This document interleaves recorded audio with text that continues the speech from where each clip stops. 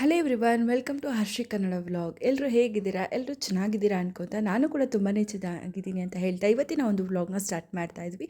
ಇವತ್ತು ನಾವು ಫ್ಯಾಮಿಲಿ ಎಲ್ಲರೂ ನನ್ನ ಮಗಳ ಅನ್ನಪ್ರಾಶನ ಮಾಡಿಸೋದಕ್ಕೆ ಅಂತೇಳಿ ಹೊರನಾಡು ಅನ್ನಪೂರ್ಣೇಶ್ವರಿ ಸನ್ನಿಧಾನಕ್ಕೆ ಹೋಗ್ತಾ ಇದ್ದೀವಿ. ನಾವು ಮನೆ ಬಿಟ್ಟಾಗ ಆಲ್ಮೋಸ್ಟ್ ಒಂದು 6 ಗಂಟೆ ಆಗಿತ್ತು. ಹೋಗೋ ಅಷ್ಟರಲ್ಲಿ ಸ್ವಲ್ಪ ಲೇಟ್ ಆಯಿತು, ಯಾಕಂದರೆ ನಾವು ಎದ್ದಿದ್ದೆಲ್ಲರೂ ಪಾಪ ಬೇಗನೆ ಎದ್ದಿದ್ವಿ. ಆದರೆ ನನ್ನ ಹಸ್ಬೆಂಡಿಗೆ ನಾನು 6 ಗಂಟೆಗೆ ಹೋಗೋಣ, ಲೇಟಾಗಿ ಹೋದರೆ 9-10 ಗಂಟೆ ತನಕ, ಅಂದರೆ 11 ಗಂಟೆ ತನಕ ನಡೀತಿರುತ್ತೆ. ಇನ್ನು 9-10 ಗಂಟೆಗೆ ನಾವೆಲ್ಲ ರೀಚ್ ಆಗ್ತೀವಿ.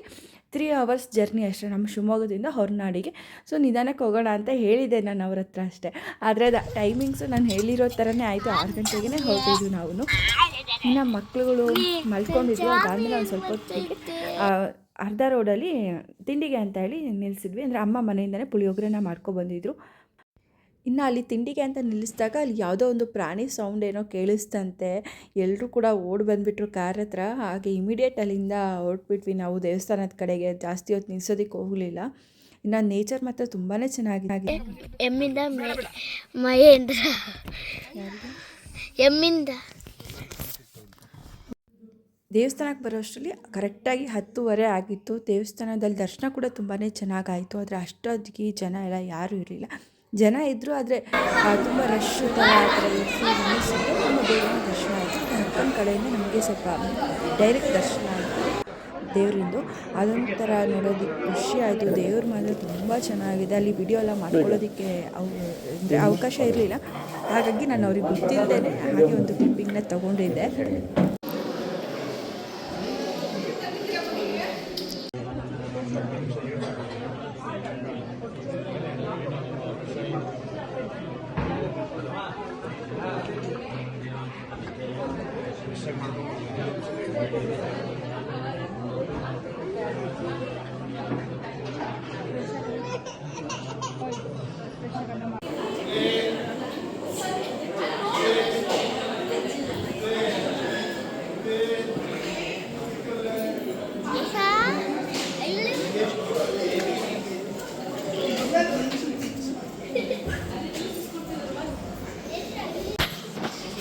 ಒಂದ್ಸತಿ ಮುಟ್ಟು ಕೊಡ್ತಾರೆ, ಓಕೆ ಒಪ್ಕೋತೀನಿ. ಪದೇ ಪದೇ ಪದೇ ಪದೇ ಪದೇ ಏನು ಮಣ್ಣದು.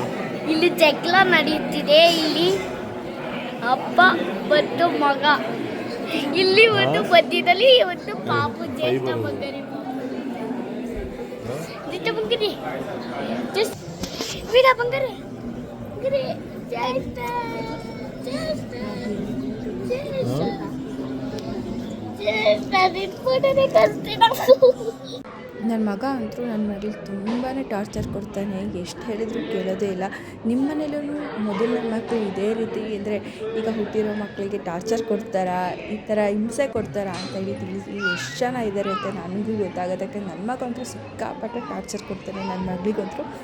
ಆದರೂ ಅವನ ಹತ್ರನೇ ತುಂಬ ಆಟಾಡೋದು ನಗಾಡೋದೆಲ್ಲ ಮಾಡ್ತಾಳೆ. ಅವನು ಏನೇ ಟಾರ್ಚರ್ ಕೊಟ್ಟರು ಸುಮ್ಮನೆ ಇರ್ತಾಳೆ. ಹಾಗೆಯೇ ಇಲ್ಲಿ ಅನ್ನಪ್ರಾಶನಕ್ಕೆ ಅಂತ ಹೇಳಿ ನಾವು ಕುತ್ಕೊಂಡಿದ್ವಿ. ಅವರು ನಮಗೆ ಒಂದು ಬಟ್ಲು ತೊಗೊಂಡೋಗಿದ್ವಿ. ನಾವು ಬಟ್ಲು ಮತ್ತು ಸ್ಪೂನು ಮತ್ತು ಒಂದು ಲೋಟನ ತೊಗೊಂಡೋಗಿದ್ವಿ, ಎಮರ್ಜೆನ್ಸಿ ಬೇಕಾಗುತ್ತೆ ಅಂತೇಳಿ. ಅವರು ಬಟ್ಲು ಇಸ್ಕೊಂಡ್ಬಿಟ್ಟು ರವೆ ಗಂಜಿನ ಫುಲ್ಲು ತೆಳ್ಳಗೆ ಮಾಡಿ ತಂದು ಕೊಟ್ಟಿದ್ರು. ಅದರಲ್ಲಿ ನಮಗೆ ಅದೇನೋ ಅಕ್ಷತೆ ಕಾಳು ಎಲ್ಲ ಕೊಟ್ಬಿಟ್ಟು ನಮಗೆ ಕೈಯಲ್ಲಿ ಅಂದರೆ ಮಗುದು ರಾಶಿ ನಕ್ಷತ್ರ ಎಲ್ಲ ಹೇಳಿಬಿಟ್ಟು ಅವರೇನೋ ಅಷ್ಟು ಮಂತ್ರ ಎಲ್ಲ ಹೇಳ್ತಾರೆ. ಅದಾದಮೇಲೆ ಅಂದರೆ ಅವರು ಗಂಜಿ ಕೊಟ್ಟಿರ್ತಾರಲ್ಲ, ಫಸ್ಟು ನಮಗೆ ಚಿನ್ನದಲ್ಲಿ ನಾಲ್ಗೆಗೆ ಟಚ್ ಮಾಡಬೇಕು ಅಂತ ಹೇಳಿದರು. ನಾವು ಕೂಡ ಅದೇ ರೀತಿಯೇ ಮಾಡಿದ್ವಿ.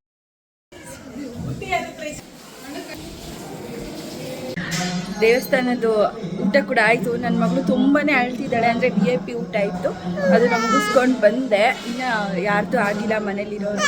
ಪಾಪು ತುಂಬ ಅಳ್ತಿತ್ತು ಅಂತ ಹೇಳಿಬಿಟ್ಟು ನಾನು ಹೊರಗಡೆ ಎತ್ಕೊಂಡ್ಬಂದಿದ್ದೀನಿ. ಎಲ್ಲಾದರೂ ಹೊರಗಡೆ ಬಂದಾಗೆ ಮಕ್ಕಳು ಆಟ ಮಾಡೋದು ಜಾಸ್ತಿ. ನನ್ನ ಮಗಳು ಪಾಪ ಸೈಲೆಂಟಾಗಿ ಇರ್ತಾಳೆ, ಅವಳಿಗೆ ನಿದ್ದೆ ಬಂದಿದೆ. ಹಾಗಾಗಿ ಇವತ್ತು ಆಟ ಮಾಡ್ತಿದ್ದಾಳೆ. ನಾಮಕರಣ ದಿವಸನೂ ಇದೇ ರೀತಿನೇ ಮಾಡಿದ್ಲು. ಸಿಕ್ಕಾಪಟ್ಟೆ ಹತ್ಬಿಟ್ಲು. ಊಟ ಮಾಡು ಅಂದರೆ ಅರ್ಧ ಮಾಡ್ತಾನೆ.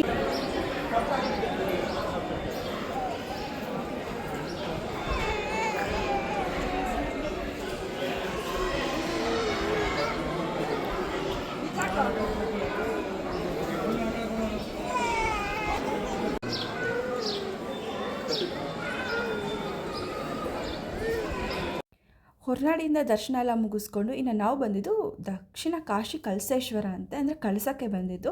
ಇಲ್ಲಿ ಕಾಶಿ ಕಳಸೇಶ್ವರ ಅನ್ನೋ ಒಂದು ದೇವರಿದೆಯಂತೆ.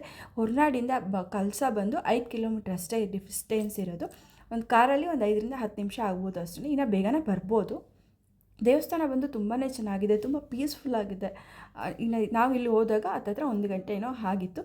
ಅದು ದೇವಸ್ಥಾನ ಎಲ್ಲ ಕ್ಲೋಸ್ ಆಗಿರುತ್ತೆ ಅಂದ್ಕೊಂಡು ದರ್ಶನ ಆಗಿ ದೇವ್ರಿಗೆ ಕೈ ಮುಗಿಬಿಟ್ಟು ಹೋಗೋಣ ಅಂಥೇಳಿ ಬಂದ್ವಿ.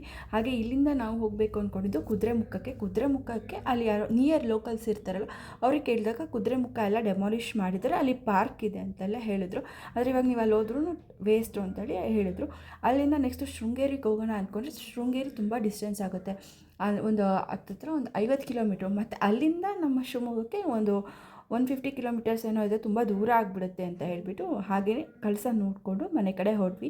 ಇನ್ನು ತುಂಬ ಟೈಮ್ ಇತ್ತಲ್ಲ ಕುದುರೆಮುಖಕ್ಕೂ ಹೋಗೋಣ ಅಂದ್ಕೊಂಡ್ವಿ. ಅದರಲ್ಲಿ ಲೋಕಲ್ಸ್ ಅಂದರೆ ಅಲ್ಲಿ ಜನ ಕೇಳಿದ್ದಕ್ಕೆ ಅವರು ಸುಮ್ಮನೆ ಅಲ್ಲಿ ಹೋದ್ರು ವೇಸ್ಟ್, ಏನಕ್ಕೆ ಹೋಗ್ತೀರಾ ಅಂತೆಲ್ಲ ಹೇಳಿದ್ರು. ಹಾಗಾಗಿ ಕಳಸ ನೋಡಿಕೊಂಡು ಮನೆ ಕಡೆ ಹೊರಟ್ವಿ. ಮತ್ತು ನನಗೆ ವ್ಲಾಗ್ಸೆಲ್ಲ ಏನೂ ಮಾಡೋದಕ್ಕಾಗಲಿಲ್ಲ. ಹಾಗೆಯೇ ಈ ವ್ಲಾಗ್ ಏನಾದರೂ ನಿಮಗೇನಾದರೂ ಸ್ವಲ್ಪನಾದರೂ ಇಷ್ಟ ಆಯಿತು ಅಂದರೆ ಪ್ಲೀಸ್ ಲೈಕ್ ಮಾಡಿ, ಶೇರ್ ಮಾಡಿ, ಹಾಗೆ ಸಪೋರ್ಟ್ ಮಾಡಿ. ಇನ್ನು ಯಾರೆಲ್ಲ ನನ್ನ ಚಾನಲ್ಗೆ ಅಂದರೆ ಹರ್ಷಿ ಕನ್ನಡ ವ್ಲಾಗ್ಗೆ ಯಾರಿನ್ನ ಸಬ್ಸ್ಕ್ರೈಬ್ ಆಗಿಲ್ಲ ಪ್ಲೀಸ್ ಹೋಗಿ ಸಬ್ಸ್ಕ್ರೈಬ್ ಆಗಿ. ಆದಷ್ಟು ನನ್ನ ಕೈಯಲ್ಲಿ ಎಷ್ಟಾಗುತ್ತೋ ಅಷ್ಟು ನಾನು ವೀಡಿಯೋಸ್ನ ಮಾಡೋದಕ್ಕೆ ಟ್ರೈ ಮಾಡ್ತೀನಿ. ಇದೇ ರೀತಿ ಮುಂದಕ್ಕೂ ಸಪೋರ್ಟ್ ಮಾಡಿ. ನನಗೆ ನೀವೆಷ್ಟು ಸಪೋರ್ಟ್ ಮಾಡ್ತೀರಾ ನನಗೂ ಆದಷ್ಟು ಇನ್ನೂ ಹೆಚ್ಚೆಚ್ಚು ಒಳ್ಳೆ ವೀಡಿಯೋಸ್ ಮಾಡಬೇಕು ಅನ್ನೋ ಒಂದು ಜೋಶ್ ಇರುತ್ತೆ. ಸೊ ಪ್ಲೀಸ್ ಯಾರೆಲ್ಲ ನನ್ನ ಚಾನಲ್ಗೆ ಸಬ್ಸ್ಕ್ರೈಬ್ ಆಗಿಲ್ವೋ ದಯವಿಟ್ಟು ಈಗಲೇ ಹೋಗಿ ಸಬ್ಸ್ಕ್ರೈಬ್ ಆಗಿ. Thank you.